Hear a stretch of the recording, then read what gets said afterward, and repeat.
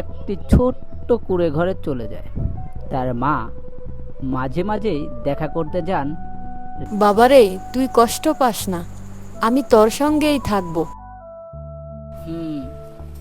তুমি থেকো মা, আমি প্রমাণ করে দেখাবো আমি অপয়া না।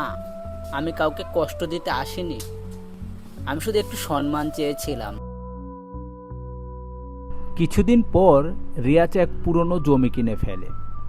লোকে বলে এই জমিতে কিছুই জন্মায় না, কিন্তু রিয়াজ হার মানে না।